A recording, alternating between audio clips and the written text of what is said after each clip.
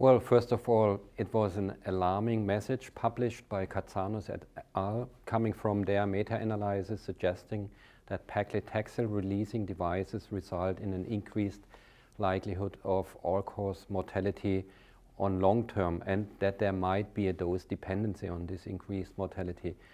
The good news for me today and during the entire LINC meeting was basically that all the presented data, the patient level data that are more detailed than the summary level data that had been used by Katsanos and colleagues for their analysis, did not really confirm this serious finding. So based on these presentations during the meeting, I'm very confident that also in the future we will be able to use paclitaxel releasing devices as our strongest interventional tool for the treatment of femoral popliteal disease in the future.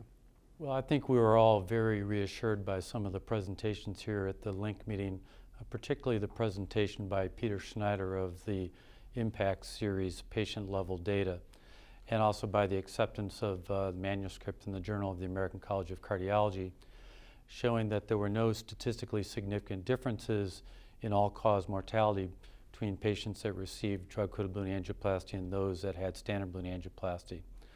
Also, very importantly, there was no correlation between paclitaxel dose and mortality.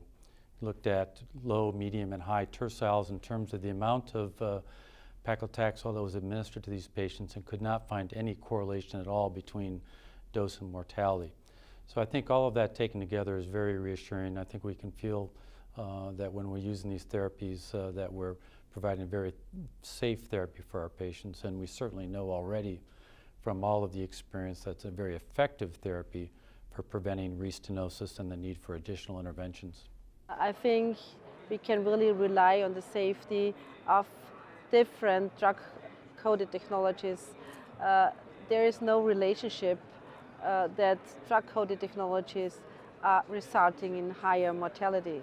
We really have digged, and I think this was a great approach from the industry. We really have digged. They have given us the data. They have given the data to independent research institutes, and they have dived into the patient-level data and have really shown is there a relationship between drug-coated technologies and mortality, and I think this relationship cannot be seen. So in my opinion, I would use drug-coated technologies as I did it in the past, and I have now an even better feeling after this meeting. I have had a little bit of unfair advantage in that I've had weeks now to look at the data from the IMPACT series. And my sense is that it doesn't completely answer the question, but among the data that we have to date, this is the biggest group with the longest follow-up and the most in-depth analysis, truly granular data. And there's no signal in it that would suggest that we have a safety problem.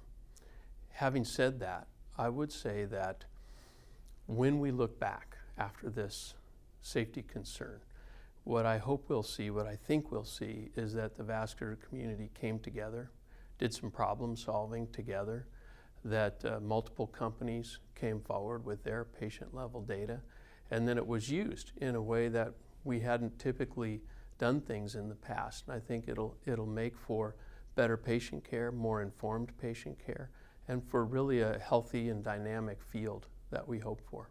My idea is the same I had a few years ago when a lot of registry and level 1 evidence trial were presented showing that there is efficacy and not a safety issue. So in a very large registry as the global registry, 1,500 people, we showed that there is efficacy, but there is not increase in mortality, there is no safety issue.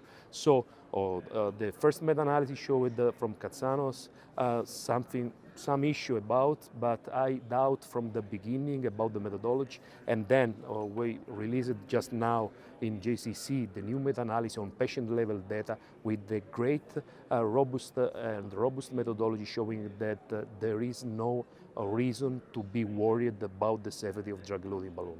Well, personally, I found it very reassuring to hear from different trial programs let's say, sustainable or comparable safety profile data. Most importantly, I think the patient-level data from the IMPACT trial program are very reassuring that there's no real trend, and most importantly, to me, there is no causative correlation which I heard today, which could explain a trend towards increased mortality. So to me, that is was reassuring and makes me confident to continue using drug-coated devices in our patients.